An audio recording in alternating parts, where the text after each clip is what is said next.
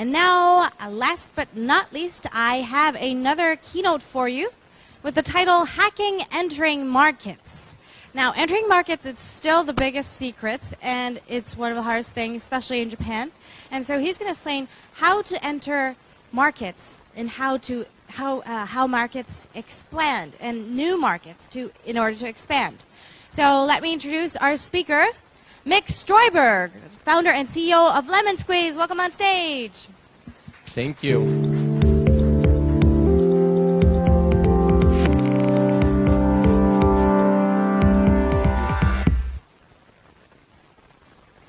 Hi guys. Thank you so much for staying here for the last session on this stage. I know you all want to go up to the next stage and have some beer and wine, so I'll do this short and quickly. I think first of all I'd like to thank Pioneers for a couple of great days. There's so much talent in this conference, and I think they've done an awesome job with the first 2 days, the Collaboration Day and the Mentor Day, and I think today has been awesome as well. Now I'm just looking forward to see the finalists in the last part. And if you could all do me a favor, just as the second part, just to take 10 seconds of silence for the guys in Brussels and the victims and their families. Just 10 seconds, please.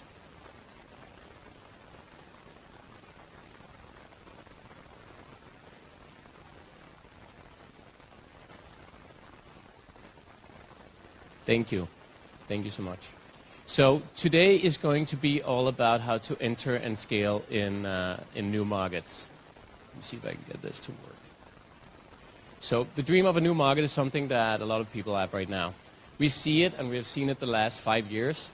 And to just explain why I'm on stage, I'd like to run through some of the elements of why I'm actually here and what has happened the last 6 years in my life. So first of all, I started a company called Sweetdeal that we expanded into 5 markets in Europe, into more than 250 cities, and with more than 100,000 unique experiences sold.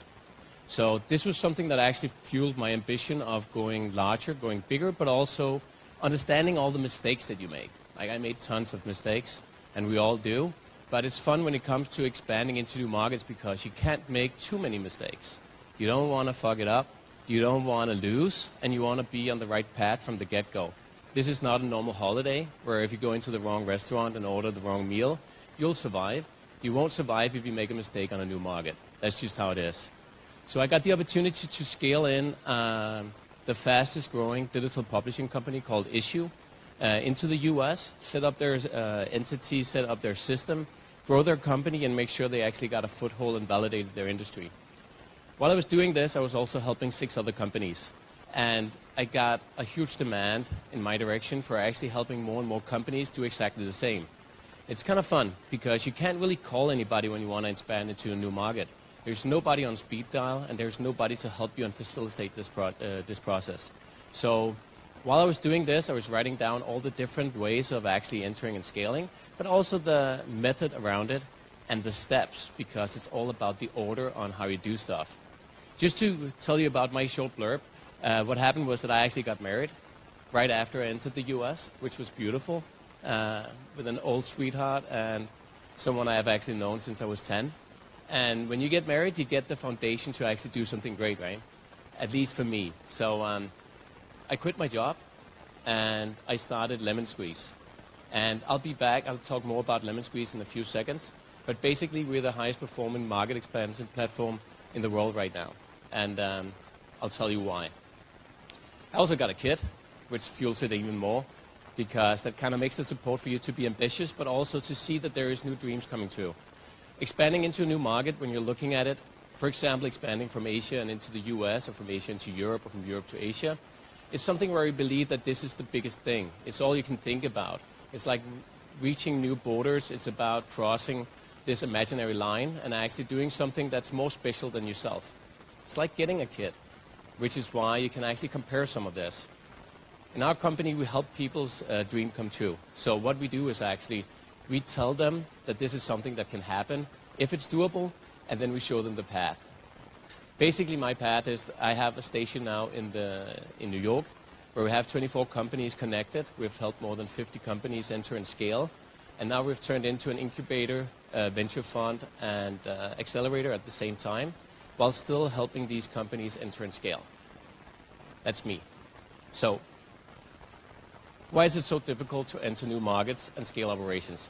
There's two different elements. First, there's the personal one, and then there is what happens when you're actually entering and scaling in a new market. So to enter a new market takes a lot of discipline. First part of discipline is actually staying on your roadmap, but also keeping your strategy. Often you want to do something that's spectacular from the get-go, which means that when you're entering the new market, if somebody suddenly gives you an offer, if somebody wants to help you, and it's not a part of your strategy, you really want something to succeed. So you actually let go of your discipline, you let go of where you're going, and you do something else, just because there is this opportunity. There's two different kinds of people. There's the ones following their strategy because they know that it's the right one, and then there's the ones actually just grabbing a hold of the opportunity because suddenly it's there. If you just grab a hold of the opportunity without thinking because you want to get to someplace fast, you'll often just lose. The other thing is dedication. Entering a new market is like starting over all over again. So suddenly you have to go into this like you're actually starting your company again, which is super difficult because you already have a company, you already have a home market, you already have a team that you need to take care of. Now you have to do it all over again and you're only one person. So as a founder, this is extremely difficult. At the end, there's energy. Energy is just given, but for a lot of people, this is actually the first thing they run out of.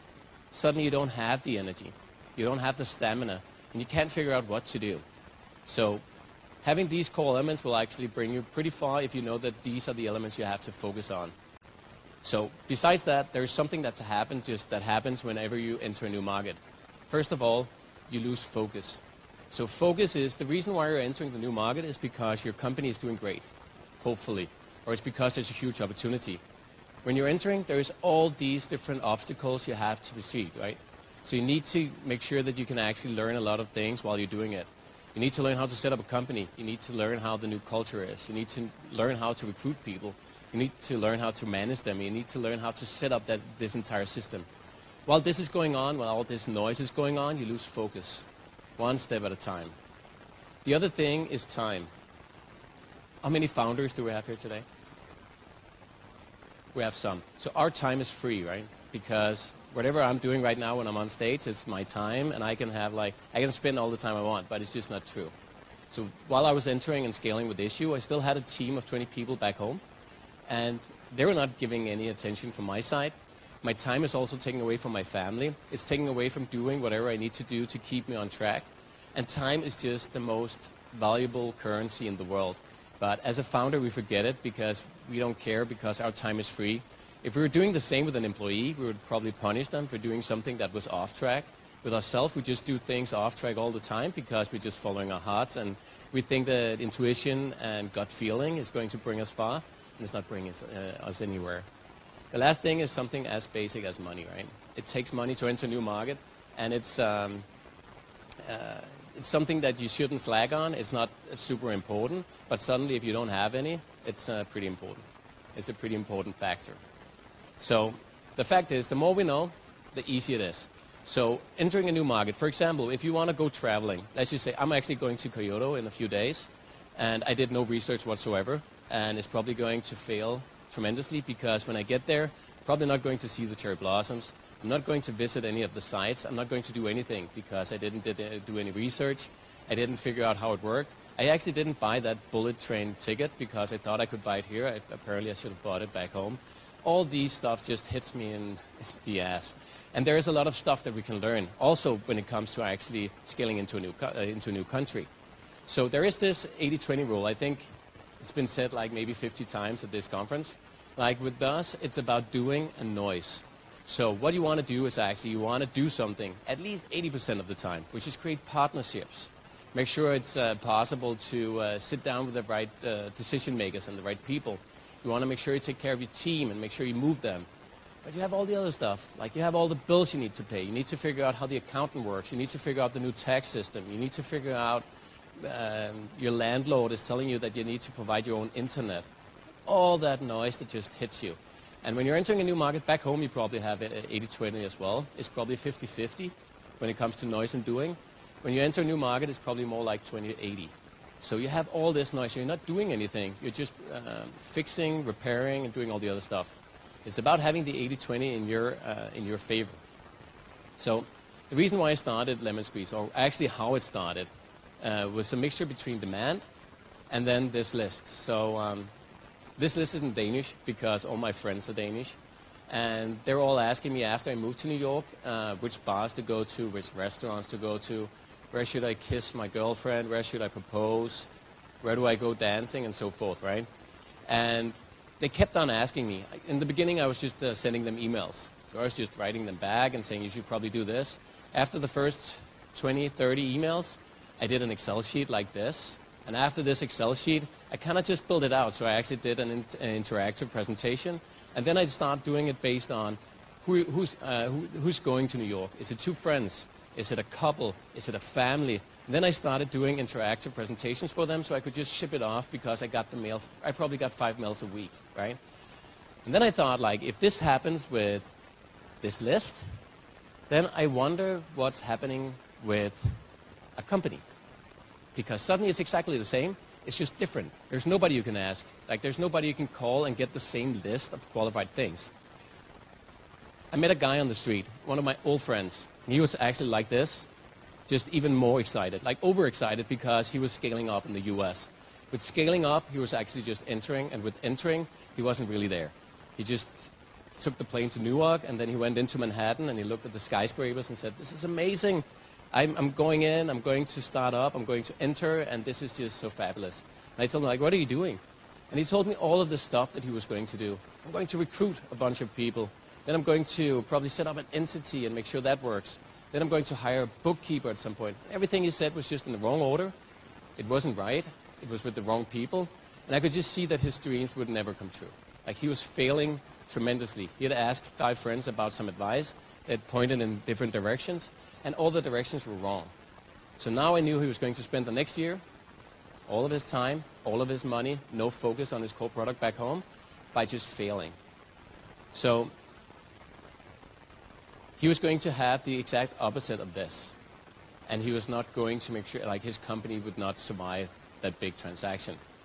So just to give you some of the, some background on what happens in a new country. This is an example from the US. It's the same if you go to Europe, if you go to Asia, or anywhere else.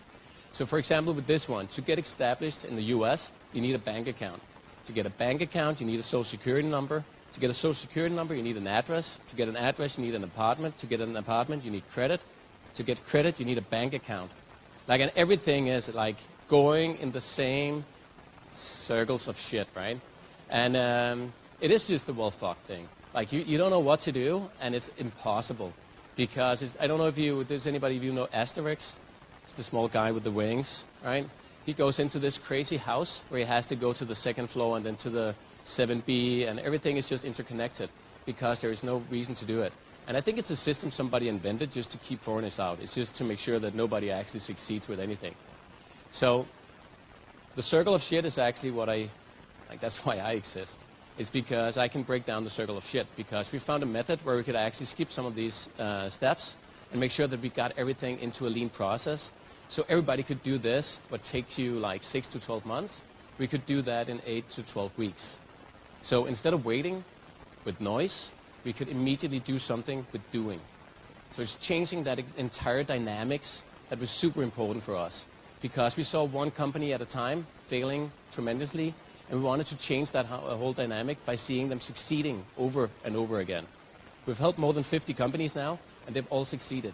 And it's basically because of when you get the foundation right, when you know how to get the traction and you know how to scale, then suddenly it's not that complicated. So there's tons of things in every market that you need to check off. And often you don't check them off because you don't know how. And it's often listed like this because it's based on whatever you want to do now. So somebody says, like, have you remembered to do? And that's not good enough because, again, if you want something, when you look at the bank account, you look at the social, everything needs to be in the same order, because if you suddenly start with something and you use 5 months, then you could probably have used like 2 days because you just needed something else. So it's about figuring out the order. This is just an example on how a company could actually spend a year on doing nothing because they keep banging their heads against the wall. Something about when do you start the visa process? Like, do you do that after you get your entity? Do you do it after you have the first 2 partners because you want to validate your market a bit first? Do you want to risk it? And how do you set it up? Like, how do you hire the right people? How do you create an offer letter? Is there a contract between the employee and the marketplace? How do you set up KPIs? Can you talk to them? Can you ask them about their age? Which KPIs matters? How do you get in contact with decision makers? All that stuff. If there was just a small handbook that showed it to you, then it would be so much easier. So, again, the basic thing is actually, if you want to succeed with something, the more you know, the better, but also being on the right track from the get-go. That's the only thing that counts. So for us, for example, what we did is just, this is a basic example of one of the companies we've just helped.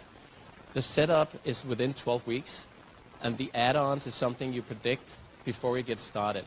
So we spend a lot of time before we even say yes. We say no to 9 out of 10 companies who want to scale into the US because you need to be ready. You need to have all the elements that actually works for you to get up. So first you need to do your entire US setup. You need to get your entity, your bank, your insurance, and so forth. That's just something we take care of. But it's something you can do yourself. You just need to know exactly which elements and who to talk to. To get a bank, you need to fly in, for example, if you don't have any contacts. All the small details. But also just to make sure you got the right resources on board. Make sure you have the right expansion plan. So make sure you can onboard them so they understand your product, they understand your industry, they understand the DNA of your company, which is really important. That's why you succeeded in the first place. And how to actually set them up with the right milestones and the right KPIs. Manage them in the right direction and make sure they feel good. When we're looking at all the new companies, first we're looking at the resources within human capital, just looking at, do you have the right team to actually make this succeed? Again, the team needs to be as dedicated as you and as disciplined as you are. As you can see, I actually spelled discipline wrong on this slide, so that shows my discipline in this presentation. But the back office as well is something that needs to be in order. We've seen examples of some of the companies entering and scaling where they actually succeeded in the whole traction part. They got a lot of customers on, but the back office were not ready to actually scale them up, so they couldn't onboard the clients, which meant that they had to pull back because they couldn't do it. So back office is something we look a lot at. The budget as well. You can't have a 3-month budget when you're entering a new market. You need to make sure you actually have some line for doing whatever you want to do. Alignment, and then the 3 words. So again, when you're into a new market with a product, it's because you're excited. It's because you see a potential. It's because you want to go out there and do a difference. Make sure that you do what you do best. Like again, the first time I entered with Issue, I spent 1.5 years, and it should probably have taken me 12 weeks. And I did all the stuff that I don't like, and I didn't do what I do best. I failed on so many points that it's almost incredible that the company still exists. But you have to do what you do best, and that makes your responsibility to make sure that other people do what you don't do best, because else you're wasting your time. Save the time, use your money well, and keep your focus. That's it. Thank you. Thank you very much. That was Mik Stroyberg. All right, we will also have to have a Q&A session, so if you want to ask away, does anyone in the audience have a question right now? Or you can also use our app again on the Pioneers Asia app. There's a little corner that you can punch in your question. So now is the time to do it. Type away. Any questions?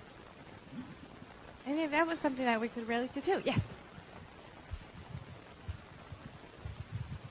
Actually, this is quite a personal question, and thank you very much for sharing a lot of your personal experience. You're talking about the 80-20% doing and noise, and how did you change it to that 80% doing? Just because, for example, your employees in your country would contact you, and you can't deny them all the time. You have to be all the time doing these small micro decisions, and this mixed with a lot of noise as well, and maybe like people invite you to drink. And how did you handle all this yourself to make more time for work? Yes, so I didn't. So I didn't with Issue. So that's why I created Lemonsqeeze. It's because I couldn't get away from the noise. Because when you're not good enough at something, I don't know if you, for example, when you do a budget and you don't know Excel and you don't know how to put one and one together, then it's super difficult. Because how can you make this possible? It's going to take 10 hours, but for an accountant, it would probably take 10 minutes. So it's about figuring out who can actually solve your problems faster than you, and how can you do what you do best. So again, with Lemonsqeeze, the reason why we exist is because we do all the stuff that you don't know how to do, and then we just do it fast, and we do it with a low risk, but with a high impact. So you can actually go out there and close the partnerships and make your company valuable. So I've got a question about your business model, because if you look at what you're doing, I think it's great, and I love people who are making things easier. And there's something about the process and structure of setting up a new business in a new market, but there's also the market-specific information, for example, legal, legal stuff or sort of tax-related stuff. Do you handle both, or do you just look at the process and structure of setting a business up? Yes, so we handle everything. We're a turnkey solution. So we have around 45 partners that's connected to us, all with Lemonsqeeze addresses, and we have almost 80% of the turnkey in our office, and the rest are sitting around the world. Thank you. Any other questions from the audience? Right. And we're going. And thank you very much, Thank you, Adrian. guys. Once again, let's give a round of applause to Mik Stroyberg. Thank you very much. Thank you. Thank you very, very much for joining us.